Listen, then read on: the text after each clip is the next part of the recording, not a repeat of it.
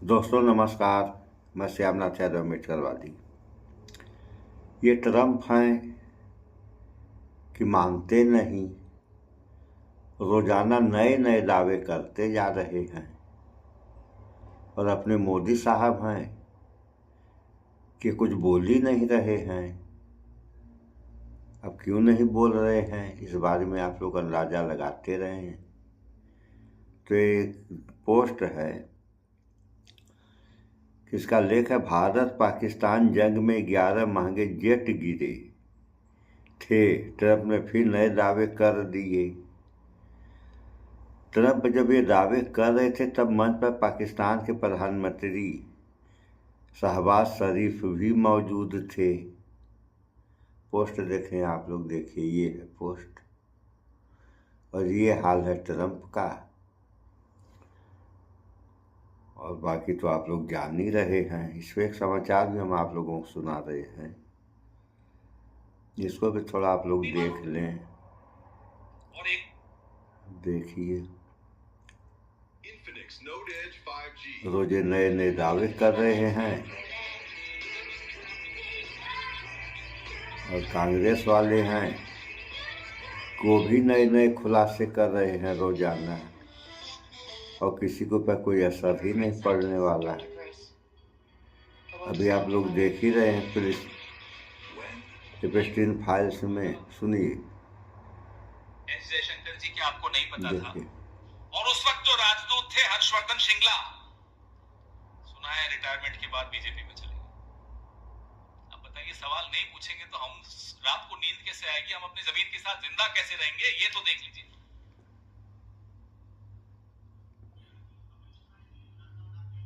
नहीं, मेरे को नहीं मालूम कौन है, लेकिन ये देखिए, ये हो रहा है। और उसके बाद शब्द क्या आते हैं हरदीप पुरी के, आई वॉज अनईजी। उसके बाद कहते हैं, in hindsight it was a mistake. क्या ये जानते नहीं थे?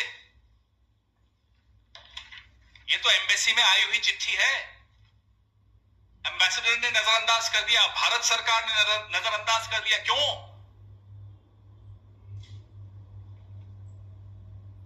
नींद कैसे आती है इनको?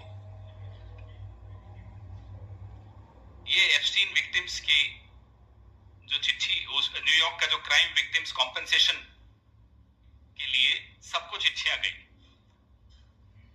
और एफबीआई का जितना पेपर वर्क था वो साथ में अटैच होकर गई।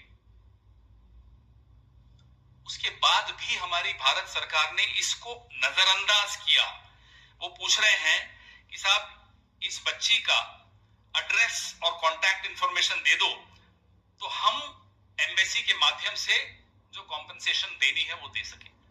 नहीं साहब, कोई फर्क नहीं पड़ता, या तो डील्स होनी चाहिए, डिफेंस डील्स होनी चाहिए, पेगासस होना चाहिए। ये सब तो क्या है? ये मैं आपको भेज रहा हूं, 13 जनवरी 2020, 13 जनवरी 2020 शाम को 6:26 पे ये मेल गई थी, और कोई जवाब नहीं आया। बचता क्या है उसके बाद? अब हम प्रेस कॉन्फ्रेंसेस करना बंद भी कर दें और घर भी बैठ जाएं, तो भी अब लोगों को समझ में आ गया कि ये देश, इस देश की सरकार, इस देश की विदेश नीति, इस देश की रक्षा नीति कौन चला रहा है? एप्स्टीन का गिरोह, जिसमें इजराइल के लोग, जिसमें अमेरिका के लोग, वो आपके सामने। शायद मई 26 थी जब प्रधानमंत्री ने शपथ ली 2014 में। जो भी हो, मई 16 में प्रधानमंत्री शपथ लेते हैं 2014 में, और जून में ये सिलसिले शुरू होते हैं। ये कनेक्शन क्या है? ये कनेक्शन ही सब कुछ है। इसीलिए बर्थडे ग्रीटिंग्स दी जा रही हैं, इसीलिए बिल गेट्स से डरा जा रहा है। मई में प्रधानमंत्री शपथ लेते हैं, 15-16 जब भी, और जून 5 में ये बैठकों का सिलसिला शुरू होता है। कनेक्शन तो है। 20 दिन के अंदर अंदर एप्स्टीन से मुलाकातें शुरू हो गई हरदीप पुरी की। क्यों? डॉक्टर हर्षवर्धन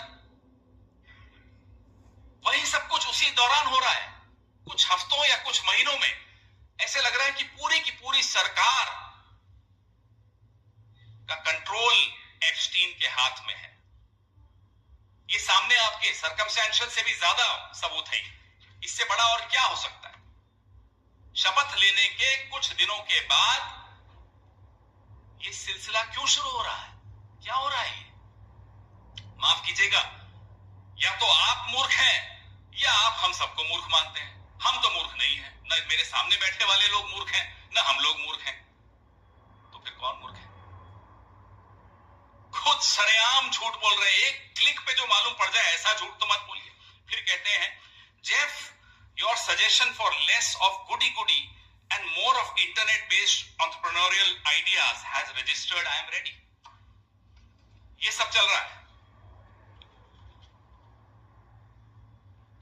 और ये नहीं बताया इस इंटरव्यू में या किसी भी इंटरव्यू में कि इस मेल से पहले, नवंबर 13, 2014 से पहले जब ये मेल भेजी गई, ये 9 मीटिंग्स तो इन्होंने तभी कर ली थी।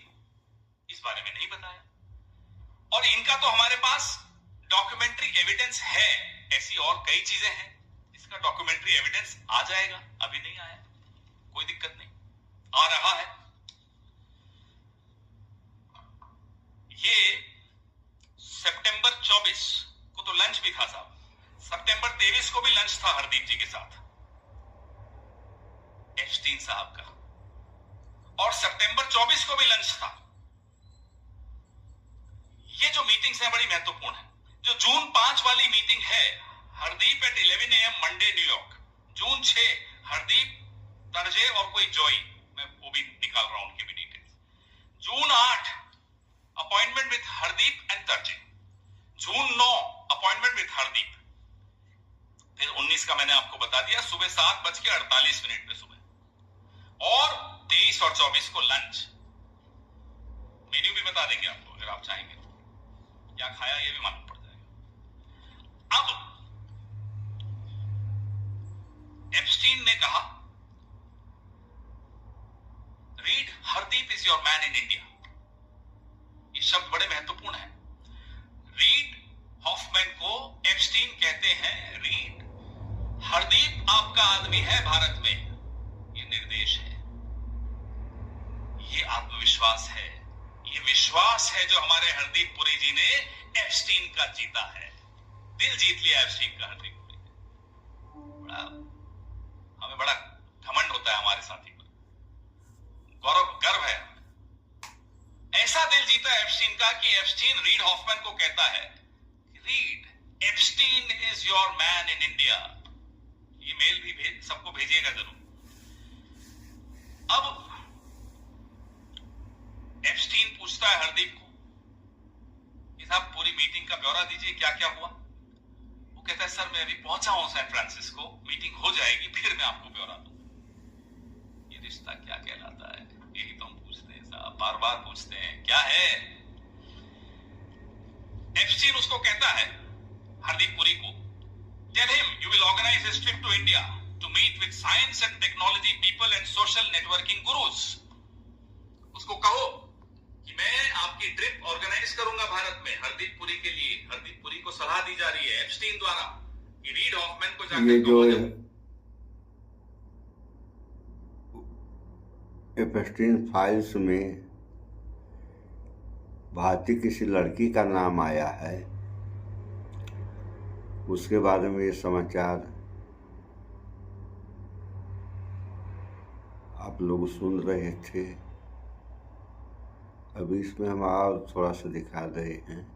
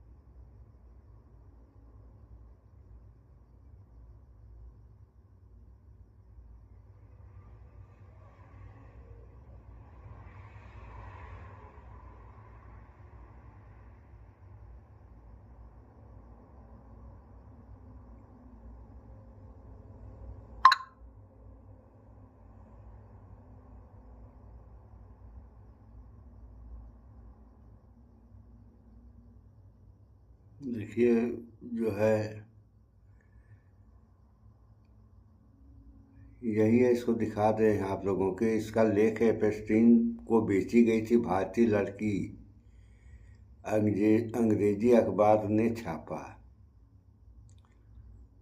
तो ये किसी नमस्ते, लड़की मेरा का नाम निकिता मिश्रा है और आप देख रहे हैं बोलता हिंदुस्तान।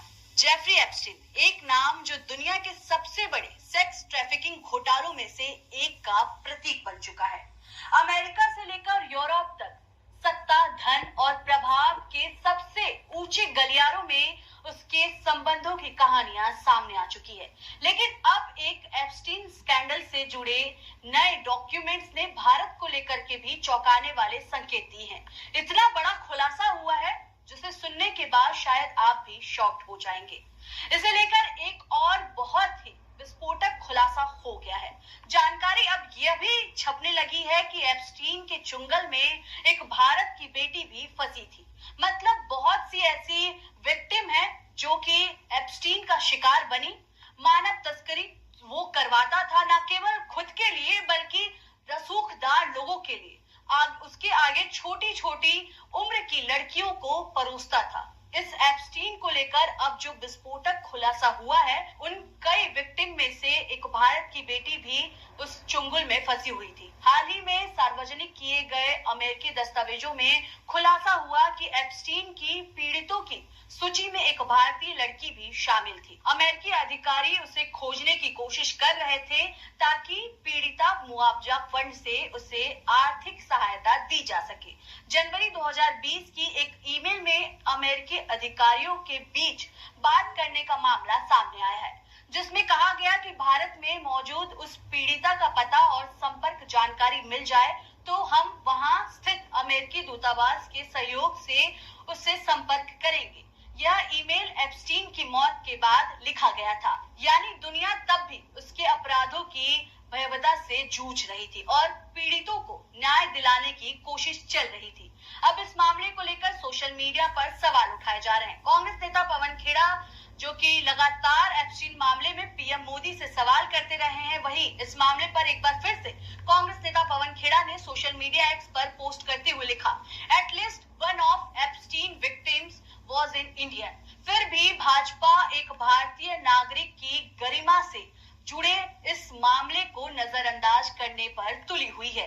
ऐसा लगता है कि मानो वह अपने कैबिनेट मंत्री को बचाने की कोशिश कर रही हो।